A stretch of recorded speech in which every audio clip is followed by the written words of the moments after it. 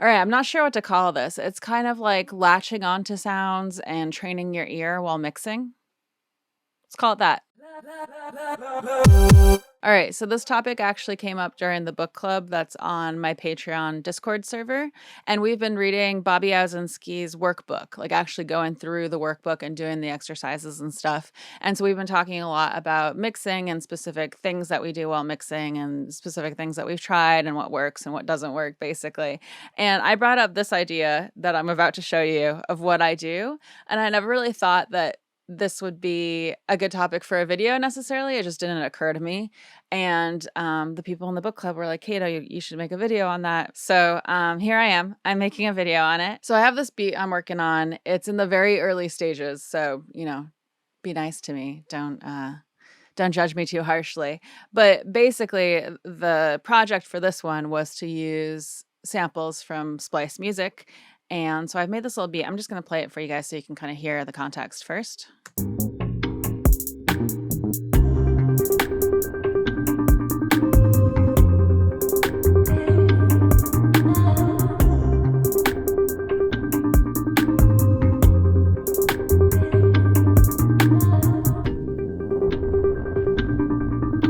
So that's the basic idea. There are a lot of things I want to change about this in terms of the mix, and I'm going to be doing that. But I think this is a good thing to use for our example here. So what I'm going to do is I'm going to focus on the drums here and kind of talk about the concepts that I'm going to show you. And the basic idea is that, when you're listening, sometimes we might add something like a compressor. Let's see, maybe I'll use the FabFilter one because I believe this has more parameters in it. Yeah, like our attack and release values and stuff. So we might be using something like a compressor or a reverb, and we might be changing things and trying to hear what it's doing, right? And there are ways that you can kind of trick your brain into latching on to what your plugin is doing. So what I like to do, first of all, is if I'm having trouble hearing something. So for example, hearing the attack value sometimes can be very hard, especially if you're a beginner and you're trying to understand what the difference is in terms of the sound, right? And so depending on our attack value, we might hear more or less of the transient, that upper frequency, like snap to something. So that's why I chose the drums here for this example, because drums have a lot of that upper frequency snap. So listen for that while I do this. But what I'll do is I'll go, oh, I changed the attack slightly and I'm not really hearing the difference. I want to hear the difference. So what I'm going to do is I'm going to hit play, and oftentimes I'll just make sure that I have loop playback on. So I do, it's checked off here.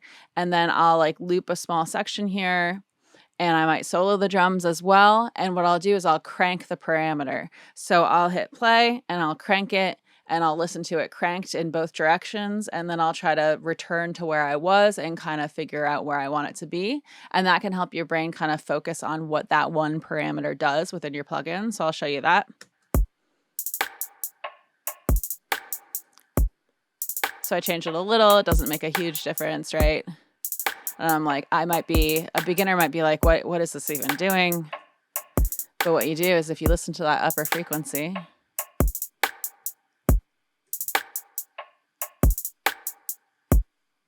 and this is clipping too, so I might do something about that, right? I would normally change it elsewhere for my own purposes, for gain staging, but just to show you the concept. So I'll crank it.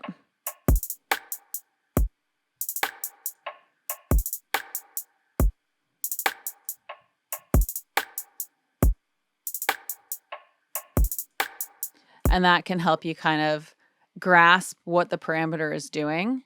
And then you can return it to normal and listen. And then the other thing I like to do is I'll do that when it's in context.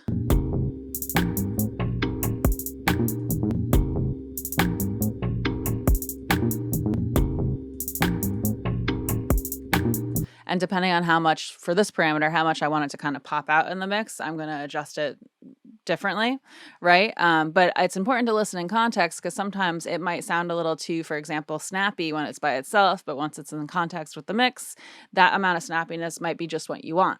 So, that's kind of the idea. So bringing a parameter way up listening to it super dramatically, back and forth, and then bringing it to where you might want to be and hovering more specifically, that can help your brain latch on to what it's doing. And one of the people in, actually Tori, hi Tori, in book club, she mentioned that it's kind of like a camouflage effect. And I think she said it reminded her of the, you know, those photos where they have like a tiger hidden in it and you don't see the tiger, but if they show you like an image of just the tiger by itself, you can then spot it in the photo really quickly. It's kind of like that same idea, I think.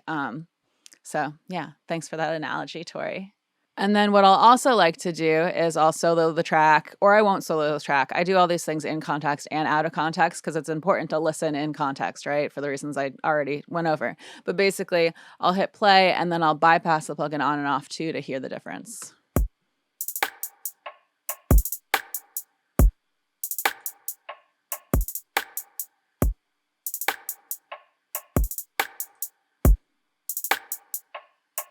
So you can really hear that plugin cutting into like the lower oomph of those drums. So like in this case, I might be like, maybe I don't want to use that. Maybe I want to try something else, you know? Maybe I want to try something else. That's the end of the statement. Anyway, so that's something that I'll also do is I'll kind of A/B test the plugin, so to speak, by bypassing it on and off. And sometimes I'll open a second iteration to compare two different combos of settings, and I'll have one bypass and the other active and then flip it, stuff like that. So that helps your brain kind of latch onto it in place. And you can also do it in context, right? So I'm just going to hold command and click on this to activate it and deactivate it.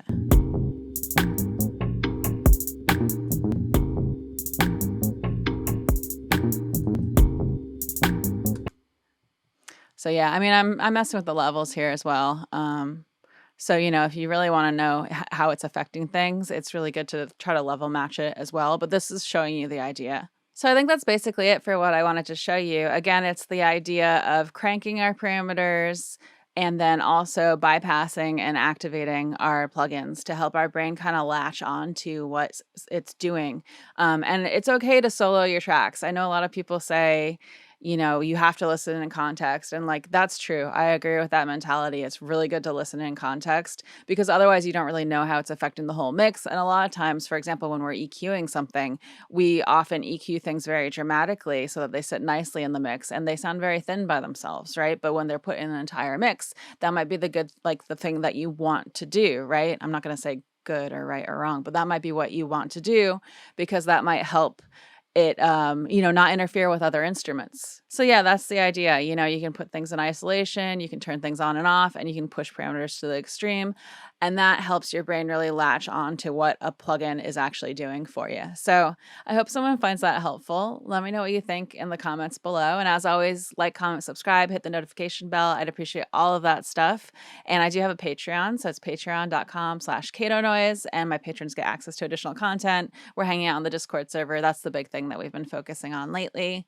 And I come out with new videos every Wednesday. And thank you so much for hanging out. Okay. My air conditioner broke, so I had to borrow one from my little brother's garage. So now I have like two air conditioners in the window, and one's like kind of janky. The one from my little brother's garage is kind of janky, but I'm really bummed about it. I have to figure out. I got this like less than a year ago, so I don't know why it's broken.